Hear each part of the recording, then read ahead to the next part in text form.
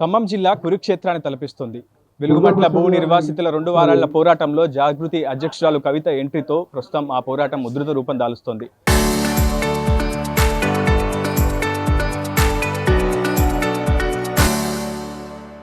ఏకంగా ప్రస్తుతం కవిత నిరాహార దీక్ష కూడా దిగారు. ప్రస్తుతం ఉదయం 9 గంటల నుంచి తమ పోరాటాన్ని అయితే కొనసాగిస్తున్నారు. ఇప్పటికే 43 మంది కార్యకర్తలను కూడా పోలీసులు అరెస్ట్ చేసి పలు పోలీస్ స్టేషన్లకైతే తరలించారు. అరెస్ట్ అయిన తదనంతరం మళ్ళీ అంబేద్కర్ భవన్కు చేరుకున్న కవిత మళ్ళీ నిరాహార దీక్షకు దిగడం సంచలనంగా మారింది. ప్రస్తుతం జాగృతి అధ్యక్షురాలు కవిత మనతో ఉన్నారు. ఆమెతో మాట్లాడి పూర్తి విషయాలు తెలుసుకునే ప్రయత్నం చేద్దాం. వెలుగుమట్ల భూ నిర్వాసితులను కవిత రెచ్చగొడుతున్నారు, శాంతి భద్రతకు విఘాతం కలిగిస్తున్నట్టు 43 మంది మీ పార్టీ కార్యకర్తలను కావచ్చు, మీ సంస్థ కార్యకర్తలను ఇప్పటికే పోలీసులు అరెస్ట్ చేశారు. ఇప్పటికైనా రెచ్చగొట్టడం మానుకోవాలని గత కొద్దిసేపు క్రితం పోలీస్ శాఖ నుంచి ఒక ప్రకటన విడుదలైంది. మీరు ఏం చెప్తారు? రెచ్చగొట్టేది ఏముందండి? భూములు గుంజుకున్నది వాళ్ళు, భూమి లేనటువంటి వాళ్ళ కోసం పోరాటం చేస్తున్నది మేము. మంచి మాట కొద్ది చెప్తే వినంది వాళ్ళు, అందుకనే రోడ్డు మీదకి వచ్చి పోరాటం చేసింది మేము. మరి అక్కడ రోడ్డు మీద కూడా అరెస్ట్ చేసింది కాబట్టి ఇలా శాంతియుతంగా దూరం వచ్చి అంబేద్కర్ భవనంలో చేస్తున్నాం. ఇక్కడైతే ట్రాఫిక్ డిస్టర్బెన్స్ లేదు, ఎవరిని రెచ్చగొట్టేది లేదు. మా కడుపు మేమే మార్చుకుంటున్నాం, మేమే నిరాహార దీక్ష చేస్తామని చెప్తున్నాం, గాంధీ మార్గంలో వెళ్తామని చెప్తున్నాం. దీంట్లో రెచ్చగొట్టేది ఏముంటుంది? ప్రజలకి జరిగిన మోసాన్ని ఖచ్చితంగా రాష్ట్ర వ్యాప్తంగా ఎండగడతాం, ప్రభుత్వం యొక్క వైఖరిని ప్రశ్నిస్తాం. దానికి ఇంతమంది మీద వేధించి ఇంతమందిని చాలా దారుణంగా కొట్టారండి. ఆడవాళ్ళని కొట్టారు, చిన్నపిల్లలను చూడకుండా కొట్టినారు. 18 ఏళ్ళ అబ్బాయి మీద కూడా కేసు పెట్టినటువంటి సందర్భం ఇలా చూస్తున్నాం. అన్ని పార్టీలు ఇప్పుడు సంయుక్తంగా చేస్తున్నటువంటి కార్యక్రమంలో అనేక మంది కార్యకర్తలు ఉన్నారు. చాలామంది మీద కూడా కేసులు పెట్టిండ్రు. ఇది దారుణం, అన్యాయం. ఒక పక్క వాళ్ళు బాధలో ఉన్నారు, వాళ్ళ ఇల్లు పోయి వచ్చి ఇక్కడ ఈ హాల్లో పడేసిండ్రు, ఇక్కడ ఫెసిలిటీస్ లేవు. మీరు చూస్తున్నారు, మీకు అందరికీ తెలిసిన విషయమే. కలెక్టర్ గారు రారు, కనీసం ఒకసారి ఆర్డీఓ రాడు, కనీసం చెక్ చేయడానికి ఎవరు రారు. అంటే ఇందులో తోలేసి వదిలేసిర్రు అన్నట్టు వాళ్ళని. సో అటువంటి సందర్భంలో గాంధీ మార్గం తప్ప మాకు ఇంకో మార్గం కనపడలేదు.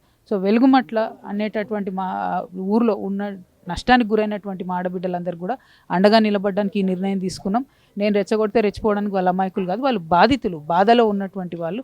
వాళ్ళ బాధ చూసి దుఃఖమాగక మేము సపోర్ట్ చేస్తున్నాం తప్పితే వాళ్ళని రెచ్చగొట్టే అవసరం మాకు లేదు.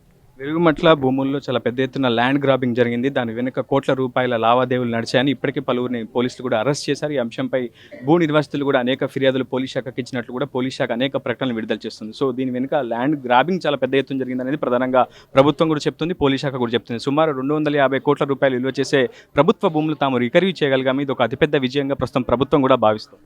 ఇప్పుడు ఆ రికవరీ చేసి వాళ్ళు ఎవరికి ఇస్తారు చెప్పండి? ఆ రికవరీ చేయడానికి అది ఫస్ట్ ఆఫ్ ఆల్ ప్రభుత్వం భూమి కాదు, భూదాన్ ల్యాండ్ మీరు రికవరీ చేసిండ్రు. మీ ప్లాన్ ఏంది? దాంతో ఏమైనా గ్యారంటీ ఇస్తారా? అక్కడ మీరు పెద్ద బిల్డింగ్లు కట్టమని, అది పెద్ద కాంట్రాక్టర్లకు ఇవ్వమని ఏమైనా మీరు మాటిస్తారా? అది భూదాన్ ల్యాండ్, పేదవాళ్ళ ల్యాండ్. ఇప్పుడు అక్కడ నుంచి మీరు ఎవరెవరి ఇల్లు అయితే కూలగొట్టిండ్రో అందులో పేదవాళ్ళే లేరా? ఉన్నారు కదా. 750 ఇండ్లు కూలగొట్టిండ్రు. అందులో ఎంతమంది అర్హులు ఉన్నారని వాళ్ళు అనుకుంటున్నారు? అది కనీసం ఎంక్వైరీ చేయాలి కదా, జ్యుడిషియల్ ఎంక్వైరీ చేయండి. అసలు టోటల్ 62 ఏకర్స్ అన్నారు first Bhoodan land.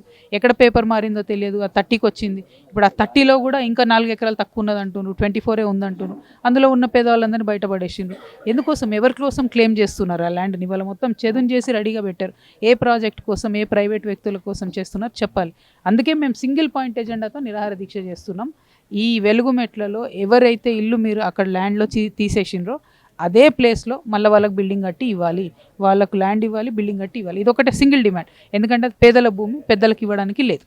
పేదవాళ్ళంటేనే Congress patent అని చెప్పి మంత్రి పొంగులేటి శ్రీనివాసరెడ్డి స్పష్టం చేశారు. 15వ తేదీలోపు ఖచ్చితంగా అత్యంత సుందరంగా ఇందిరమ్మ ఇల్లు నిర్మిస్తాం, వాటర్ ఫెసిలిటీ కల్పిస్తాం, విద్యుత్ సౌకర్యం కల్పిస్తాం, అన్నీ కూడా ఎటువంటి లోటుపాటు లేకుండా అక్కడ ఉన్నటువంటి భూ నిర్వాసితులకు సరైనటువంటి న్యాయం కాంగ్రెస్ పార్టీ చేస్తుందని చెప్పి మంత్రులు స్పష్టంగా చెప్తున్నారు. ఈరోజు తుమ్మల నాగేశ్వరరావు కూడా సీఎం రేవంత్ రెడ్డిని కలిశారు. ఖచ్చితంగా ఇందిరమ్మ ఇల్లు ఇవ్వడం పట్ల వెలుగుమట్ల భూ నిర్వాసితులందరూ కూడా ప్రశంసలు వ్యక్తం చేస్తున్నారు, హర్షాతిరేకాలు వ్యక్తం చేస్తున్నారని స్వయంగా మంత్రి కార్యాలయం కూడా ఒక ప్రకటన విడుదలైనటువంటి సిచ్యువేషన్. సో వాళ్ళకి మీరు ఏం చెప్తారు కదా? వెలుగుమట్ల భూ బాధితులు వాళ్ళైతే హర్షం వ్యక్తం చేస్తలేరు, వాళ్ళైతే యుద్ధం చేసుకుంటూ వచ్చారు పోలీసు వాళ్ళతో పొద్దున్న నుంచి. ఒకవేళ బాధితులకు నచ్చి మాకు అక్కడే మీరు కట్టించే డబుల్ బెడ్రూమ్ ఇండ్లు బాగున్నాయన్న రోజు విరమిస్తాం, మాకేం ఇబ్బంది లేదు. 15వ తారీఖు ఎంతో దూరం లేదు కదా, అంతవరకు మేము ఇక్కడే ఉంటాం, అంతవరకు దీక్ష చేస్తూనే ఉంటాం. ప్రభుత్వం ఏం సొల్యూషన్ ఇస్తుందో ఇయ్యమని చెప్పండి, దాన్ని బట్టి ఆలోచించండి. ఇప్పటికే అన్ని రాజకీయ పార్టీలు ఈ అంశంపై ఒక స్పందన అయితే వ్యక్తం చేశాయి. బీఆర్ఎస్ కూడా న్యాయ పోరాటం చేస్తామని చెప్తుంది, బీజేపీ కూడా ఫుడ్ డొనేషన్ క్యాంపెయిన్స్ కాబట్టి వాళ్ళ పక్షాన్ని మేము నిలబడదామని చెప్తుంది. సో జాగృతి ఎటువంటి కార్యాచరణను ఇప్పటికే సిద్ధం చేసుకుంది, ఎటువంటి భవిష్యత్ కార్యాచరణకు సిద్ధమవుతుంది. మరో 4 రోజుల్లో వాళ్ళందరికీ కూడా ఇందిరమ్మ ఇంటి పత్రాలు మంజూరు చేసి తీరుతామని ప్రభుత్వం స్పష్టంగా చెప్తుంది. సో మీ పోరాటం ఎటువంటి కార్యరూపం దాల్చే అవకాశం? అంటే ఇందులో ఉన్న మోసం గ్రహించండి బ్రదర్. ఒక 30 ఎకరాల అత్యంత విలువైనటువంటి ల్యాండ్ని పేదవాళ్లను నిర్దాక్షిణ్యంగా బయటికి దోసేసి అది ప్రభుత్వ పెద్దలు కాజేయాలని చూస్తున్నారు. ఫస్ట్ థింగ్ అది భూదాన్ ల్యాండ్, దాన్ని ప్రొటెక్ట్ చేసుకోవాల్సిన బాధ్యత మనకు ఉన్నది. First thing. సెకండ్ థింగ్, ఎక్కడో తీసుకెళ్ళి డబుల్ బెడ్రూమ్లు ఇస్తామని చెప్తున్నారు. మరి మొదలే డబుల్ బెడ్రూమ్లు ఇచ్చినాక ఖాళీ అయిపోయచ్చు కదా, అంటే మీకు చిత్తశుద్ధి లేదు, మీరు కరెక్ట్ చెప్తలేరు. సో మీరు డబుల్ బెడ్రూమ్ ఎక్కడ ఇస్తారో చూసిన తర్వాత, అది బాధితులందరూ ఓకే అన్న తర్వాత అప్పుడు ఆలోచిద్దాం. మాకు అర్థమైంది, ఇప్పుడు మాకు బాధితులు చెప్తున్నది, ఏదైతే కోట్ల విలువ చేసే భూమి ఉందో మాకు అక్కడే ల్యాండ్ ఇవ్వండి, మా పిల్లలకు పనికొస్తుంది ఫ్యూచర్లో అని చెప్తున్నారు. సో ఆ ల్యాండ్ భూదాన్ ల్యాండ్, అది ప్రభుత్వం ల్యాండ్ కాదు.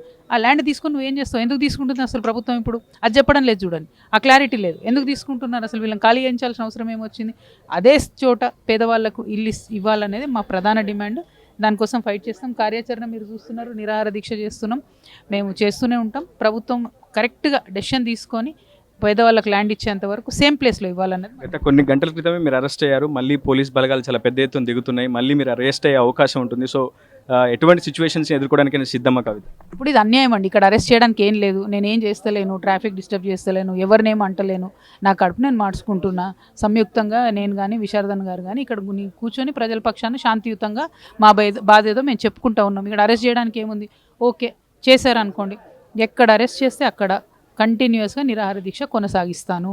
నా తరఫున నేను చెప్తున్నాను, కంటిన్యూస్గా నిరాహార దీక్ష కొనసాగిస్తాను. Thank you. మొత్తంగా ఇల్లు కూల్చి వేసిన చోటే ఖచ్చితంగా వాళ్ళకి పక్కా ఇల్లు నిర్మించి ఇవ్వాలని చెప్పి కవిత డిమాండ్ చేస్తున్నారు. ఖచ్చితంగా డిమాండ్ల సాధన కోసం తను ఎంతకైనా తెగిస్తానని చెప్తున్నారు. ఇప్పటికైతే నిరాహార దీక్ష కూడా ఆమెకు దిగారు. ఎంతసేపు అయినా సరే తాను ఇక్కడే కూర్చుంటానని కలెక్టర్ స్వయంగా వచ్చి, రెవెన్యూ శాఖ అధికారులు స్వయంగా వచ్చి ఒక హామీ ఇవ్వాలని కూడా కవిత డిమాండ్ చేస్తున్నారు. ఇది వీళ్ళు న్యాయప్రభుత్వం రిపోర్ట్ ఉదయ్ RTV ఖమ్మం నుంచి.